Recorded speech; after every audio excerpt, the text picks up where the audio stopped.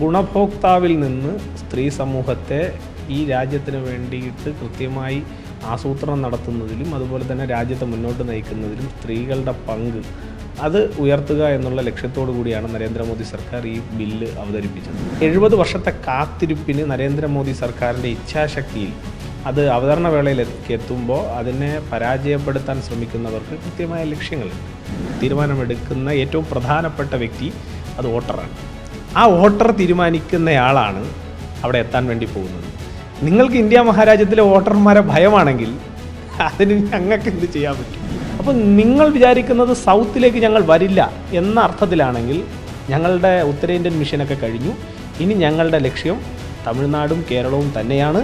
വനിതാ സ്ഥാനാർത്ഥിയുടെ ഫോട്ടോയ്ക്ക് പകരം ഭർത്താവിൻ്റെ ഫോട്ടോ വെച്ച് പ്രിൻ്റ് ചെയ്ത് വോട്ട് ചോദിക്കുന്ന ഒരു രംഗം, ഇത് ഞാൻ പറഞ്ഞതൊന്നുമല്ല, കേരളത്തിൽ നടക്കുന്നൊരു കാര്യം.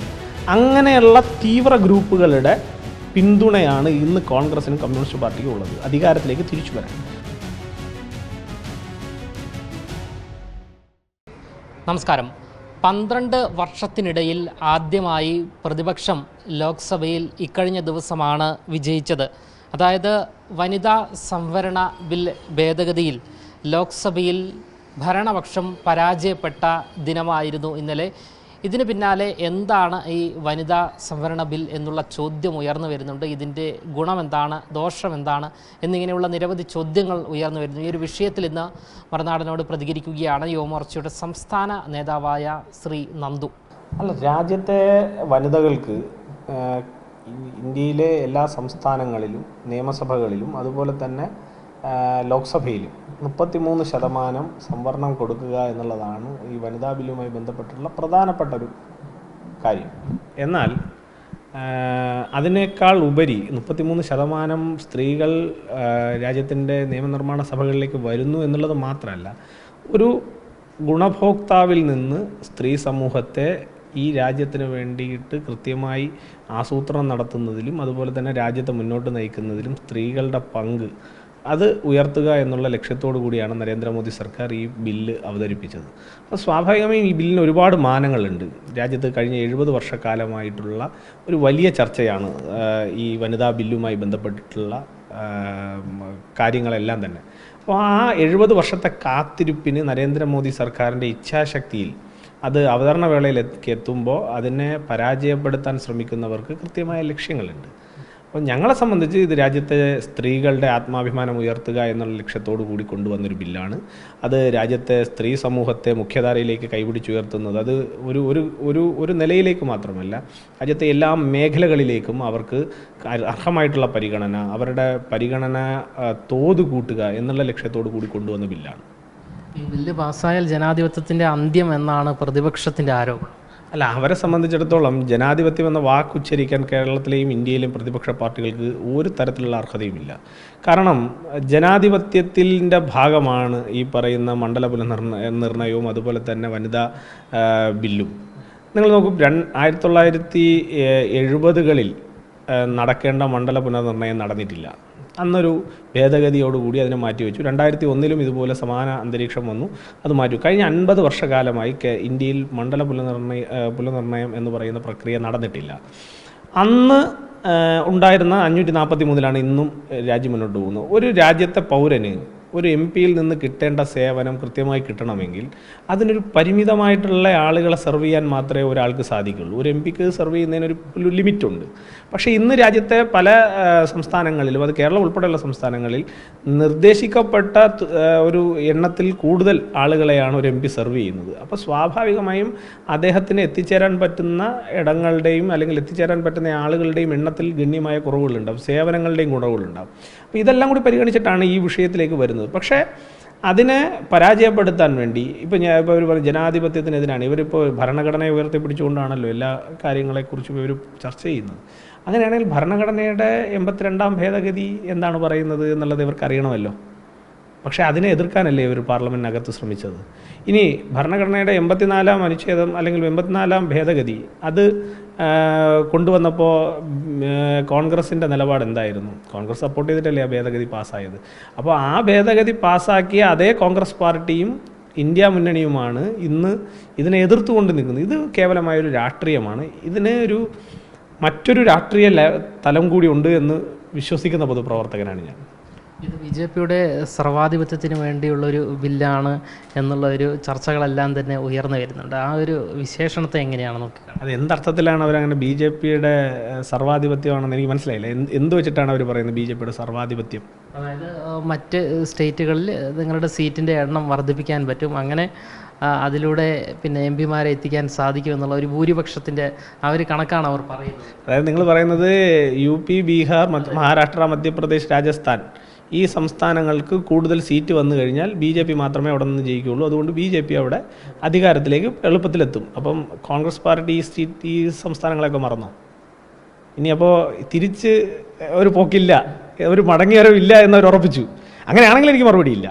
പക്ഷേ അങ്ങനെ അല്ലെങ്കിൽ അവർ മനസ്സിലാക്കേണ്ട ഒരു കാര്യം, ഇന്ത്യൻ ജനാധിപത്യം എന്ന് പറയുന്നത് തീരുമാനമെടുക്കുന്ന സർവ്വസൈന്യാധിപൻ അല്ലെങ്കിൽ തീരുമാനമെടുക്കുന്ന ഏറ്റവും പ്രധാനപ്പെട്ട വ്യക്തി അത് വോട്ടറാണ്. ആ വോട്ടർ തീരുമാനിക്കുന്നയാളാണ് അവിടെ എത്താൻ വേണ്ടി പോകുന്നത്. നിങ്ങൾക്ക് ഇന്ത്യ മഹാരാജ്യത്തിലെ വോട്ടർമാരെ ഭയമാണെങ്കിൽ അതിന് ഞങ്ങൾക്ക് എന്ത് ചെയ്യാൻ പറ്റും? ഞങ്ങൾക്ക് എന്തെങ്കിലും ചെയ്യാൻ പറ്റുമോ? അപ്പോൾ ഇവരിപ്പോൾ വിചാരിക്കുന്നത് എന്താ, സൗത്തിൽ ഇപ്പോൾ ഇവരിപ്പോൾ പറയുന്നത് കേരളം, ആന്ധ്ര, തെലുങ്കാന, കർണാടക, തമിഴ്നാട് ഈ 5 പ്രദേശങ്ങൾ വെച്ചുകൊണ്ട് ആണ് ഇവർ ബാർഗൈനിങ് ചെയ്യണത്. അതായത് പഴയ അർബൻ നക്സലുകളുടെയൊക്കെ ഒരു വാദം ഉണ്ടല്ലോ, കട്ടിങ് സൗത്ത്, അതായത് സൗത്തിനെ പ്രത്യേകമാക്കി മാറ്റുക എന്നുള്ളതാണല്ലോ ഇവരുടെ ഒരു ആവശ്യം. പക്ഷേ ഇവർ മണ്ടന്മാരാണ്. ഇവർ മനസ്സിലാക്കേണ്ട ഒരു കാര്യം, ഈ സൗത്തിൽ BJPക്ക് ശക്തി വരില്ല എന്ന് നിങ്ങൾ പ്രതീക്ഷിക്കുന്നുണ്ടോ? ആന്ധ്രാപ്രദേശിൽ നിന്ന് ആരാ ഭരിക്കുന്നത്? BJP ലെഡ് NDA ആണ്. തെലുങ്കാനയിൽ കോൺഗ്രസ് കഴിഞ്ഞാൽ ഏറ്റവും ശക്തമായിട്ട് വേരുള്ള പാർട്ടി ഏതാ ഇന്ന്? BJP ആണ്. കർണാടക കോൺഗ്രസ് കഴിഞ്ഞാൽ ഏറ്റവും ശക്തമായിട്ടുള്ള പാർട്ടി ഏതാ? BJP ആണ്. ആകെ ഇവർ പറയുന്ന നമ്മുടെ ബാലികേറ മലകളായി ഇവർ പറയുന്നത് തമിഴ്നാടിനെയും കേരളത്തെയാണ്. ഇന്ന് കേരളത്തിൽ ഒരു MP ഉണ്ട്, ഒരു കോർപ്പറേഷൻ BJP ഭരിക്കുന്നു. നിയമസഭാ തെരഞ്ഞെടുപ്പ് കൂടി കഴിഞ്ഞാൽ ഒരു ഡസണിലധികം MLA-മാരുണ്ടാവും എന്ന് ഞങ്ങൾ പ്രതീക്ഷിക്കുന്നു. അപ്പോൾ സ്വാഭാവികമായും കേരളത്തെക്കുറിച്ചുള്ള അവരുടെ പ്രതീക്ഷകൾ മാറാൻ വേണ്ടി പോകുന്നു. ഇനി തമിഴ്നാട്ടിൽ കഴിഞ്ഞ തെരഞ്ഞെടുപ്പിൽ ഞങ്ങൾ പരാജയപ്പെട്ടെങ്കിലും കഴിഞ്ഞ തെരഞ്ഞെടുപ്പിൽ ഞങ്ങൾ ഉണ്ടാക്കിയിട്ടുള്ളൊരു വോട്ട് പെർസെൻറ്റേജ് അത് 2 മുന്നണികളെയും ഒരുപോലെ, അവിടുത്തെ 2 പ്രബലമായ മുന്നണി, അന്ന് ഞങ്ങൾ ഒറ്റയ്ക്കാണ് മത്സരിക്കുന്നത്. ആ ഒറ്റയ്ക്ക് മത്സരിക്കുമ്പോൾ ഞങ്ങൾ ഉണ്ടാക്കിയിട്ടുള്ള ഒരു വോട്ട് പെർസെൻറ്റേജ് അവിടുത്തെ ഭരണകക്ഷി എത്രത്തോളം അലോസരപ്പെടുത്തുന്നുണ്ട് എന്നുള്ളത് ഇന്നത്തെ അദ്ദേഹത്തിൻ്റെ പ്രചരണത്തിൽ നിന്ന് നമുക്ക് കാണാൻ സാധിക്കും. അപ്പോൾ നിങ്ങൾ വിചാരിക്കുന്നത് സൗത്തിലേക്ക് ഞങ്ങൾ വരില്ല എന്ന അർത്ഥത്തിലാണെങ്കിൽ ഞങ്ങളുടെ ഉത്തരേന്ത്യൻ മിഷനൊക്കെ കഴിഞ്ഞു. ഇനി ഞങ്ങളുടെ ലക്ഷ്യം തമിഴ്നാടും കേരളവും തന്നെയാണ്. തമിഴ്നാട്ടിലും കേരളത്തിലും BJPയുടെ സർക്കാർ ഉണ്ടാവും. കർണാടകയിലും ആന്ധ്രയിൽ നിലവിലുണ്ട്. കർണാടകയിലും തെലുങ്കാനയിലും കൂടി BJPയുടെ സർക്കാർ ഉണ്ടാവുന്നതോടുകൂടി പിന്നെ എവിടെ പോകും? ആൻഡമാൻ നിക്കോബാർ ഐലൻഡിലേക്ക് പോകും, അതോ ലക്ഷദ്വീപിലേക്ക് പോയി ഒളിച്ചിരിക്കുമോ രാഹുൽ ഗാന്ധിയും കൂട്ടരും? നിങ്ങൾ എവിടെ വേണമെന്ന് ചുമക്കൊന്ന്, ഞങ്ങൾ റെഡിയാണ്. ഞങ്ങൾ നിങ്ങളോട് ഫൈറ്റ് ചെയ്യാൻ, നേരിട്ട് നിന്ന് ഫൈറ്റ് ചെയ്യാൻ തയ്യാറാണ്. ഞങ്ങൾക്കൊരു ഭയവുമില്ല. അതുകൊണ്ട് നിങ്ങൾ ഇപ്പോൾ ഈ പറഞ്ഞ സംസ്ഥാനങ്ങൾക്കെല്ലാം കൂടി ഇപ്പോഴത്തെ സീറ്റിൻ്റെ എണ്ണം എത്രയെന്നറിയോ? 329ആണ്. അതിനാനുപാതികമായിട്ടേ കൂടുന്നുള്ളൂ. അതുപോലെ കേരളത്തിൻ്റെ ഈ പറയുന്ന 5 സംസ്ഥാനങ്ങളുടെയും ആനുപാതികമായി കൂടുന്നുണ്ട്. പക്ഷേ ഇതിനെ ഭയക്കുന്നത് എന്തുകൊണ്ടാണെന്ന് പറഞ്ഞാൽ ഇനിയൊരു തിരിച്ചുപോക്കില്ല. ഇനിയൊരു തിരിച്ചുപോക്ക് ഉത്തരേന്ത്യൻ മണ്ണിലേക്ക് ഇനിയൊരു തിരിച്ചുപോക്കില്ല. കാരണം വേരടക്കം പിഴുതെറിഞ്ഞു കളഞ്ഞു ഉത്തരേന്ത്യയിലെ ജനങ്ങൾ ഈ പറയുന്ന കോൺഗ്രസ് പാർട്ടിയുടെയും കമ്മ്യൂണിസ്റ്റ് പാർട്ടിയുടെയും. ഇനി ഇന്ത്യ സഖ്യത്തിൽ ആകെ മിച്ചമുള്ളത്, അതായത് ഭരണത്തിൻ്റെ ഏതെങ്കിലുമൊക്കെ ഭാഗത്ത് ഇനി മിച്ചമുള്ളത് മമതാ ബാനർജിയാണ്. അതിനിപ്പോൾ ഈ തെരഞ്ഞെടുപ്പ് കഴിയുമ്പോൾ വെസ്റ്റ് ബംഗാളിൻ്റെ അവസ്ഥ എന്താണ് ഈ തെരഞ്ഞെടുപ്പ് കഴിയുമ്പോൾ അറിയാം. കാരണം വനിതാ ബില്ലിനെയൊക്കെ എതിർത്തിട്ട് അവിടുത്തെ സ്ത്രീകളോട് ഞാൻ വനിതയാണെന്ന് പറഞ്ഞ് വോട്ട് ചോദിക്കാൻ പോകുമ്പോൾ എങ്ങനെയാണ് അവർ കൈകാര്യം ചെയ്യുന്നതെന്നുള്ളത് നമുക്കിനി കാണാം. അസം ഓൾറെഡി നമ്മളാണ്, ഇനി നമ്മൾ തന്നെയാണ്. അപ്പോൾ ഇനി പിടിച്ചു നിൽക്കാൻ ഒരു തുരുത്തുമില്ലാതെ വരുമ്പോൾ ഉണ്ടാവുന്നൊരു വിഭ്രാന്തിയാണ്. അതിന് ഞങ്ങൾക്കിപ്പം മറുപടി പറയേണ്ടതുണ്ടോ എന്നുള്ളത് ചോദ്യമാണ്. അമിത്ഷായെ ഇക്കഴിഞ്ഞ ദിവസം പ്രിയങ്ക ഗാന്ധി വിശേഷിപ്പിച്ചത് ചാണക്യനുമായി ബന്ധപ്പെട്ടാണ്. അല്ല, രാഹുൽ ഗാന്ധിക്കില്ലാത്ത ഒരു വിവേകവും ബുദ്ധിയും പ്രിയങ്ക ഗാന്ധിക്ക് ഉണ്ട് എന്ന് രാജ്യത്തിന് മനസ്സിലായ ദിവസമാണ് കടന്നുപോയത്. കാരണം അമിത്ഷാജിയുടെ സൈലൻസിനും അമിത്ഷാജിയുടെ ഒരു പുഞ്ചിരിക്കും എന്തൊക്കെ മാറ്റങ്ങൾ ഇന്ത്യ മഹാരാജ്യത്ത് നടത്താൻ സാധിക്കുമെന്ന് കൃത്യമായി അനലൈസ് ചെയ്ത ഒരാളുടെ സ്റ്റേറ്റ്മെൻ്റ് ആയിട്ടാണ് ഞാൻ അതിനെ കാണുന്നത്. പക്ഷേ അത്രയും ബുദ്ധി രാജ്യത്തിൻ്റെ ഭാവി പ്രധാനമന്ത്രിയാവാൻ ജീവിതകാലം വ്രതമെടുത്ത് വെച്ചിരിക്കുന്ന രാഹുൽ ഗാന്ധിക്ക് ഇല്ല എന്നുള്ളത് ഒരു യാഥാർത്ഥ്യമാണ്. പിന്നെ ഞാനൊരു കാര്യം എൻ്റെ ഒരു BJP പ്രവർത്തകൻ എന്നുള്ള നിലയിൽ ഞാൻ പറയുന്നു, ഞാൻ ഉറച്ചു വിശ്വസിക്കുന്നു. അതായത് BJPയുടെ ഈ വനിതാ ബിൽ അല്ലെങ്കിൽ കേന്ദ്രം കൊണ്ടുവന്നിട്ടുള്ള ഈ വനിതാ ബിൽ ഇന്നല്ലെങ്കിൽ നാളെ ഈ രാജ്യത്ത് നടപ്പിലാവും. കാരണം അതിന് കെൽപ്പുള്ള ഒരു സർക്കാരാണ് രാജ്യം ഭരിക്കുന്നത്. ഉറപ്പാണ്. അത് ഇന്ന് ഇത് പരാജയപ്പെടുത്താൻ കൂട്ടുന്നവർക്കും അറിയാം. അത് ഉറപ്പായിട്ടും അത് കൊണ്ടുവരും. അത് പ്രിയങ്ക ഗാന്ധിയുടെ വാക്കുകളുണ്ടല്ലോ. ചാണക്യനെ കുറിച്ച് പ്രിയങ്ക ഗാന്ധി പറഞ്ഞ ആ സ്റ്റേറ്റ്മെൻറ്റ് അമിത്ഷാജിയെ പറയുമ്പോൾ അവർ കോട്ട് ചെയ്ത ചാണക്യനെ കുറിച്ചുള്ള സ്റ്റേറ്റ്മെൻറ്റ് മാത്രം നിങ്ങളൊന്ന് നോക്കിയാൽ മതി. കൃത്യമായി പ്രിയങ്ക ഗാന്ധിക്കെല്ലാം മനസ്സിലായിട്ടുണ്ട്.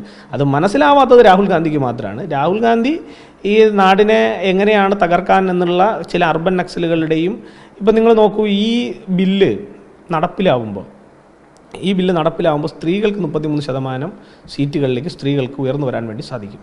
അപ്പോൾ സ്വാഭാവികമായും ഈക്വൽ റേഷ്യോയിൽ ഇന്ത്യയിലെ സ്ത്രീകൾക്ക് സംവരണം കിട്ടുന്ന ഒരു പദ്ധതിയാണ് അല്ലെങ്കിൽ ഒരു ബില്ലായിരുന്നു വരേണ്ടിയിരുന്നത്. ഈ ബില്ലിനെ എതിർക്കുമ്പോൾ കോൺഗ്രസ് പാർട്ടിയും കമ്മ്യൂണിസ്റ്റ് പാർട്ടിയും അടക്കമുള്ള ആളുകളുടെ മാനസികാവസ്ഥ എന്താണ്? നിങ്ങൾ കേരളത്തിനകത്ത് നമ്മുടെ തദ്ദേശ സ്വയംഭരണ തെരഞ്ഞെടുപ്പുകൾ നടക്കുമ്പോൾ വളരെ വിചിത്രമായ ചില കാര്യങ്ങൾ നിങ്ങളൊക്കെ തന്നെ പലപ്പോഴും റിപ്പോർട്ട് ചെയ്തിട്ടുള്ളതാണ്.